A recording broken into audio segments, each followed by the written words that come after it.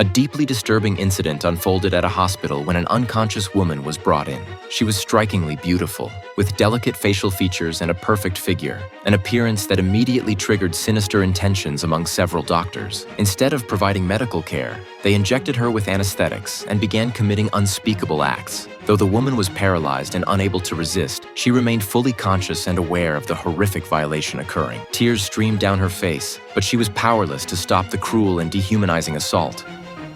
Shadow.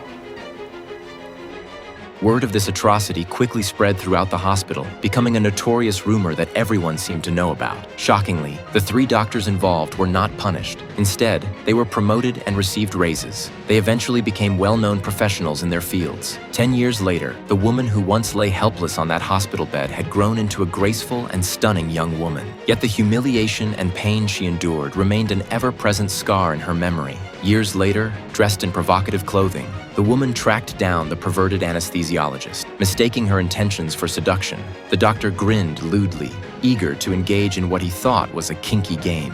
She handcuffed him to the bed, an act that seemed to heighten his excitement. But things took a dark and sudden turn.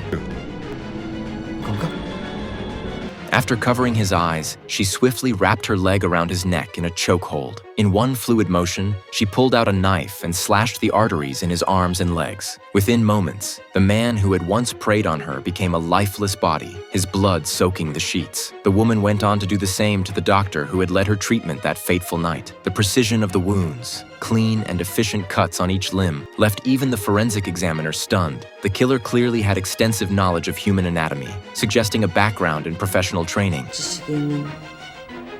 Given the brutality of the murders and the horrifying scene left behind, the lead detective on the case quickly concluded that this was a revenge killing driven by deep, unresolved hatred. Since both victims were doctors, the investigation began at the hospital where they had once worked. According to a female doctor in the same department, the 3 male physicians involved in the original assault had been close friends. While 2 were now dead, the 3rd had since left the hospital and was currently the director of a cosmetic surgery clinic. Detective John continued his investigation by questioning hospital staff. When he brought up the names of the 3 doctors, one of the nurses immediately recalled the decade-old incident. She recounted the events of that night in chilling detail, describing how the unconscious girl had been treated. After hearing the story, John was convinced the attacker was the woman who had been the victim all those years ago, and she had finally begun her long-awaited revenge.